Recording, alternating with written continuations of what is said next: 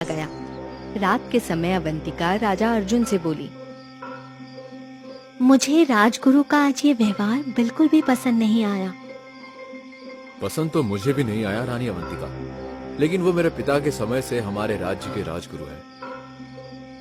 लेकिन आप महाराज हैं, आपको राजगुरु को महल से निकाल देना चाहिए। तुम सही कहती हो, मैं भी यही करने की सोच रहा हूँ। अब आप सो जाइए, आपके चेहरे पर थकान साफ साफ दिखाई दे रही है। तुम सही कह रही हो रानी अवंतिका, न जाने क्यों कुछ दिनों से मुझे बहुत जल्दी थकान हो जाती है और पता नहीं मुझे ऐसा क्यों महसूस होता है कि जैसे मैं अंदर से बीमार हूँ। आप अपने ऊपर राजसी कार्यों का बहुत बोझ ले लेते हैं, अब सो जाइए। अर्जुन गहरी नींद में सो गया। आधी रात का समय हो चुका था। रानी पद्मा महल की छत पर चिंतित अवस्था में खड़ी हुई थी कि तभी उसके कानों में राजगुरु की आवाज टकराई। आधी रात का समय हो चुका है महारानी, आप अभी तक सोई नहीं। रानी पद्मा ने पलटकर राजगुरु की ओर देखकर कहा, ना जाने क्यों मुझे अपने पति के अंदर एक अजीब सा बदलाव सा महसूस हो रहा है। मैं उसी के विषय में आपसे बात करने आया हूँ। क्या कहना चाहते हैं आप? रानी पद्मा, सच तो ये है कि रानी अवंतिका ने महाराज के दिमाग पर पूरी तरह से कब्जा कर लिया है। एक बात और, जब से महाराज का रानी अवंतिका से विवाह हुआ है, महाराज दिन ब दिन कमजोर होते जा रहे हैं और उनके सोचने समझने की क्षमता भी कम होती जा रही है। रानी पद्मा बहुत गहरी सोच में राजगुरु की ओर देखकर बोली, आप बिल्कुल सही कह रहे हैं। महाराज दूर से देखने में ही अब बीमार से नजर आते हैं, और तो और अब वो मुझसे ठीक तरह से बात भी नहीं करते। राजगुरु चिंतित अवस्था में रानी पद्मा की ओर देखकर बोले, रानी पद्मा, मुझे कुछ ना कुछ तो गड़बड़ लग रहा है। ये सब कुछ जब से महाराज अवंतिका से विवाह करके महल आए हैं।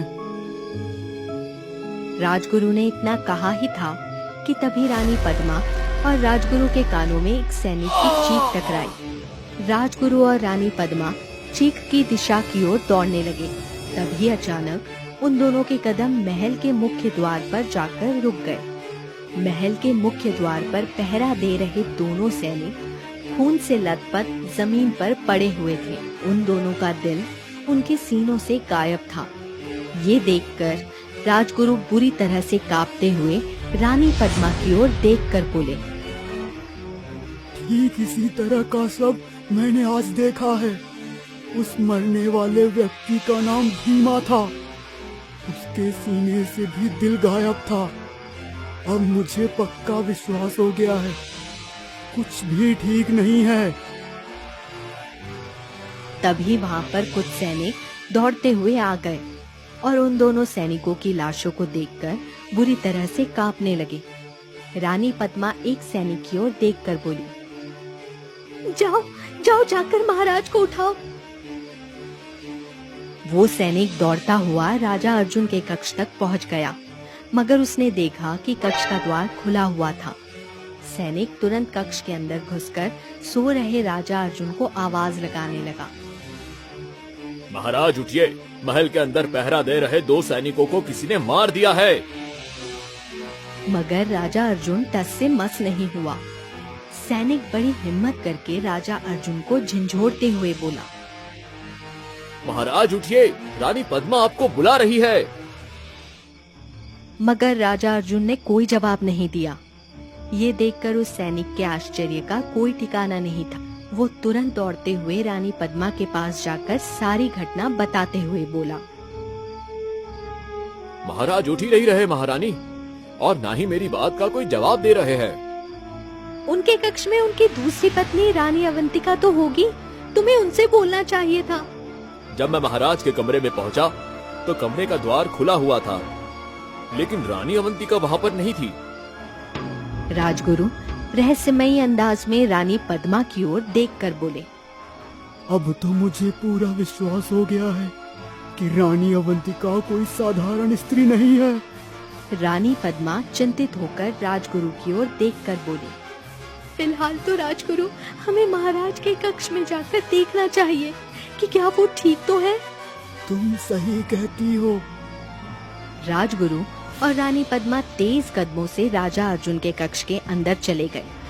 तभी वहाँ पर रानी अवंतिका आ पहुंची, जो राजगुरु और रानी पद्मा को देखकर बोली। आप दोनों मेरे कक्ष के अंदर क्या कर रहे हैं? राजगुरु रानी अवंतिका को सारी घटना बताते हुए बोले। क्या तुम्हें सैनिकों की चीख नहीं सुनाई दी? मुझे तो कोई चीख नहीं सुनाई दी। हमें महाराज से अभी और इसी समय बात करनी है। इतना बोलकर राजगुरु ने जैसे ही राजा अर्जुन के सिर पर हाथ रखा, वो बुरी तरह से चौंकते हुए रानी पद्मा की ओर देखकर बोले। महाराज को बहुत तेज बुखार है, तुरंत वैद्य जी को बुलाना होगा। कुछ ही देर में उज्जैन नगर के सबसे अनुभवी वैद्य को वहां बुला लिया गया। वैद्य महाराज को देखते हुए बोला। इनका होश में आना बहुत जरूरी है। इनको जहर दिया गया है। ये सुनकर राजगुरु और रानी पद्मा बुरी तरह से चौंक पड़े। ये आप क्या कह रहे हैं? मैं सही कह रहा हूँ। क्या तुम्हें महाराज का चेहरा कुछ नीला सा नहीं दिखाई दे रहा? इतना बोलकर उस वैद्य ने राजा अर्जुन का पैर दिखाते हुए राजगुरु से कहा। इनके पैरों को देखिए। इनके शरीर में किसी ने विशेष प्रकार के जहर को इसी पैर के द्वार ही प्रवेश करवाया है, और इसी वजह से महाराज का पैर थोड़ा सा सूजा हुआ भी लगता है। ये कैसे मुमकिन हो सकता है? ये बात तो मैं भी नहीं समझ पा रहा हूँ कि ये कैसे मुमकिन हो सकता है। आप तो उज्जैन नगर के जाने माने वैद्य हैं। महाराज का इलाज करिए, कैसे भी करके इन्हें होश में लाइए। वैद्य लगातार राजा अर्जुन का इलाज करता रहा, मगर राजा अर्जुन को होश नहीं आया। रानी पद्मा चिंतित अवस्था में अपने कक्ष में बैठी हुई थी कि तभी राजगुरु वहां आकर उनसे बोला। महारानी, ऐसे हाथ पर हाथ रखकर बैठने से कुछ नहीं होगा। वैद्य के इशारे को समझिए। हमें कुछ ना कुछ तो करना ही होगा, नहीं तो महाराज के प्राण भी जा सकते हैं। लेकिन मेरी तो कुछ समझ में नहीं आ रहा। राजगुरु जी, मैं क्या करूं? चलिए मेरे साथ। राजगुरु रानी पद्मा को उज्जैन नगर की सीमा के समीप ले गए, जहां एक घने पीपल के वृक्ष के नीचे एक साधु बैठे हुए तपस्या कर रहे थे। अचानक वो साधु आंखें खोलकर उन दोनों की ओर देखकर बोले। तुम दोनों को मेरे पास बहुत पहले आ जाना चाहिए था, लेकिन तुमने आने में बहुत देर कर दी। समय बड़ी तेज गति से फिसल रहा है। आप कहना क्या चाहते हैं साधु महाराज? मैं जानता हूँ कि तुम महाराज के जीवन के दान के लिए यहाँ पर आई हो। लेकिन आप कैसे जानते हैं? साधु रहस्यमय अंदाज में रानी पद्मा की ओर देखकर बोला। मैं एक सिद्ध पुरुष साधु हूँ। मैंने घने जंगलों में ईश्वर की आराधना करके सिद्धियां पाई है। मुझसे कुछ भी छुपा नहीं है। कुछ समय पहले महाराज अपनी दूसरी पत्नी के साथ यहाँ से गुजर रहे थे। तभी मेरी नजर उन पर पड़ी और मैं उन्हें देखते ही समझ गया कि उनके साथ कोई स्त्री नहीं बल्कि एक डायन है। ये सुनकर राजगुरु और पद्मा बुरी तरह से चौंक गए। डायन? क्या कहना चाहते हैं आप?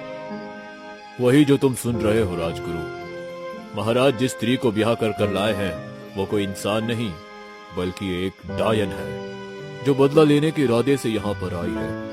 और वो कोई मामूली डायन नहीं बल्कि एक विशेष प्रजाति की डायन है, जो अपने शिकार के पैर को धीरे धीरे चाटकर अपने शरीर का जहर अपने शिकार के शरीर में प्रवेश कराती है। साधु महाराज, तो फिर जल्दी से इसका कोई उपाय बताइए। महाराज के पास समय बहुत कम है राजगुरु। आज अमावस्या की रात है। आज की रात महाराज को होश में आना बहुत जरूरी है, नहीं तो उनकी मृत्यु निश्चित है। और उस डायन का अंत होना भी बहुत आवश्यक है, नहीं तो एक एक करके सारे उज्जैन नगर के वासियों को वो खा जाएगी। इतना बोलकर साधु रानी पद्मा की ओर देखकर बोले, तुम्हें अभी इसी समय यहाँ से दाई और जंगल के रास्ते पर जाना होगा। उस घने जंगल में एक नदी बहती है। वो कोई मामूली नदी नहीं, बल्कि एक चमत्कारिक नदी है। तुम्हें उस नदी से पानी भरकर यहाँ लाना होगा। इतना बोलकर उस साधु ने एक कमंडल रानी पद्मा के हाथ में पकड़ा दिया। साधु महाराज, क्या मैं भी रानी पद्मा के साथ जा सकता हूँ? नहीं, यह काम रानी पद्मा को अकेले करना होगा। उस नदी से सिर्फ सुहागन स्त्रियां ही पानी भरकर ला सकती है। रानी पद्मा तुरंत कमंडल लेकर अपने घोड़े पर बैठकर जंगल के उस दिशा की ओर चल पड़ी। काफी देर तक घोड़ा दौड़ाने के बाद रानी पद्मा को अचानक एक नदी नजर आई, जिसका पानी रंग बिरंगी किरणों के साथ चमक रहा था। रानी पद्मा उस नदी को देखकर अपने आप से बोली, लगता है यही वो चमत्कारिक नदी है जिसके बारे में साधु महाराज ने मुझे बताया था।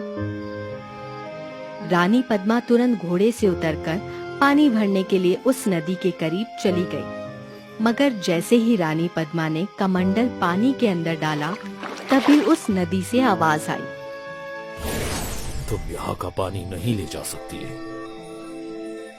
मेरे पति की जान खतरे में है। इस नदी का एक नियम है रानी पद्मा, अगर ये पानी किसी एक को जीवन दान देता है तो किसी दूसरे के प्राण छीन लेता है। मैं कुछ समझी नहीं। अगर तुम इस नदी का पानी ले जाओगी और अपने पति को पिला दोगी तो तुम्हारे पति को जीवन दान तो मिल जाएगा, परंतु तुम उसी समय मर जाओगी। ये सुनकर रानी पद्मा रोते हुए बोली, मुझे अपने जीवन की कोई चिंता नहीं है, बस मेरे पति के प्राण बच जाए। तुम परीक्षा में सफल हो गई। तुम्हारा मन जरा भी डगमगाता तो तुम इसी समय मर जाती, लेकिन तुम वास्तव में एक पतिव्रता स्त्री हो और ये जादुई नदी पतिव्रता स्त्रियों का सम्मान करती है। तुम यहाँ से जितना पानी ले जा सकती हो ले जाओ। रानी पद्मा ने तुरंत कमंडल में पानी भर लिया और घोड़े पर बैठ गई। कुछ ही देर में वो साधु के सामने खड़ी हुई थी। साधु मुस्कुराते हुए रानी पद्मा की ओर देखकर बोला, मैं जानता था कि तुम एक पतिव्रता स्त्री हो। अगर मैं राजगुरु को तुम्हारे साथ उस नदी तक भेजता तो शायद राजगुरु उस नदी की बात सुनकर डर जाते। लेकिन अब आगे क्या करना होगा साधु महाराज? रात होने को है। आधी रात होने से पहले वो डायन कुछ समय के लिए महल से गायब हो जाती है, क्योंकि उसे अपने असली रूप में आना होता है। और जब वो अपने असली रूप में आती है तो किसी न किसी का खून जरूर पीती है और उसका दिल निकाल कर खा जाती है। हमें आधी रात के समय महाराज के कक्ष में पहुंचना होगा। ठीक है साधु महाराज, मैं महल का एक गुप्त द्वार जानती हूँ जिसे शायद अवंतिका नहीं जानती। मैं आपको उसी गुप्त द्वार से महाराज के कक्ष तक ले चलूंगी।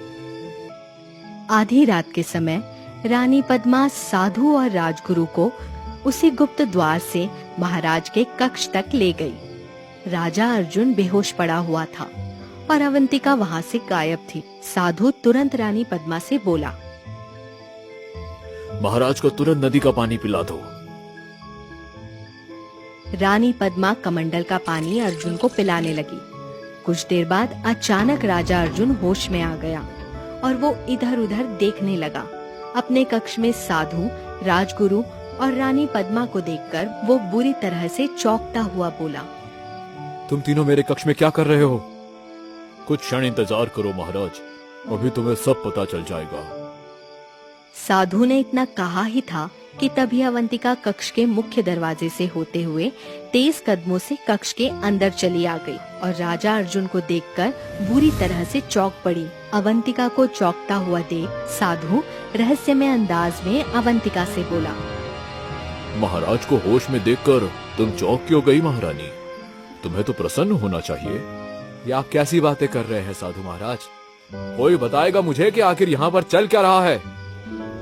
तभी साधु ने अपनी झोली से एक लाल रंग का सिंदूर निकाल लिया और अवंतिका के मुंह पर फेंक दिया। सिंदूर मुंह पर गिरते ही अवंतिका दर्द से बुरी तरह से चीख पड़ी और अचानक एक सायन में परिवर्तित हो गई और खा जाने वाली नजरों से उन सब की ओर देखने लगी। साधु राजा अर्जुन की ओर देखकर बोला, देखा महाराज, तुम्हारी दूसरी पत्नी कोई इंसान नहीं बल्कि एक डायन है। इतना बोलकर साधु उस डायन की ओर देखकर बता, बोला, आखिर तुम महाराज को क्यों मारना चाहती थी? क्योंकि इसने मेरी छोटी बहन को मेरी आंखों के सामने मार डाला। ये सुनकर राजा अर्जुन बुरी तरह से चौंकता हुआ बोला, ये क्या कह रही हो? मैंने तो किसी को नहीं मारा।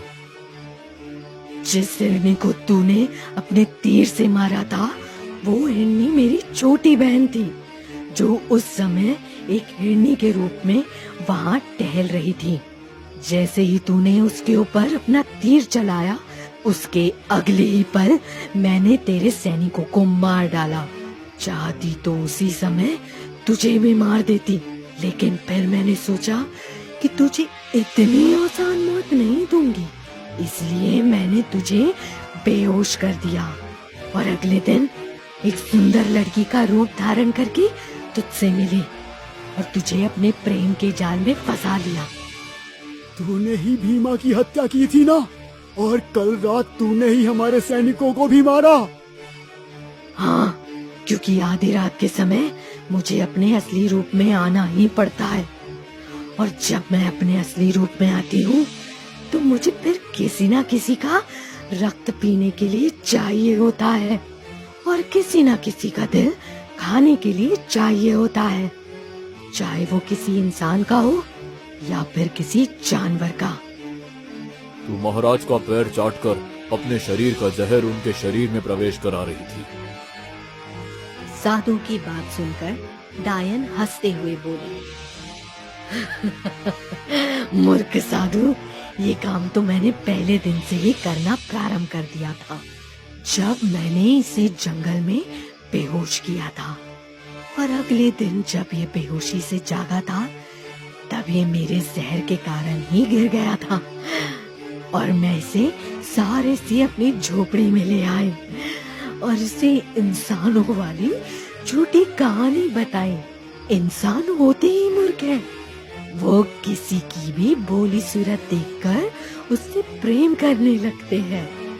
तभी साधु चीखते हुए बोला, मूर्ख डायन, इंसान नहीं बल्कि मूर्ख तो तेरे जैसी डायन होती है, जो सिंदूर मैंने तेरे ऊपर फेंका है, जिससे तू अपने असली रूप में आ गई।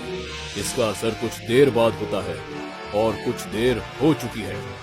मरने के लिए तैयार हो जाओ। साधु ने इतना ही कहा था कि तभी डायन के शरीर में आग लग गई और वो बुरी तरह से चीखने लगी। कुछ ही देर में डायन राख बनकर हवा में उड़ गई। साधु राजा अर्जुन की ओर देखकर बोला, तुम्हें उस घने जंगल में नहीं जाना चाहिए था महाराज। कभी कभी अपने बड़ों की बात माननी भी आवश्यक होती है। हम उनकी बात न मानकर स्वयं को मुसीबत में डाल लेते हैं। अब आप स्वयं देखिए, आपने उस जंगल में प्रवेश किया और अपने 2 सैनिकों की जान गंवा दी, और इस डायन से विवाह करके यहाँ लाकर 3 निर्दोष लोगों की जान गंवा दी। इतना बोलकर साधु वहां से चले गए, क्योंकि डायन का अंत हो चुका था।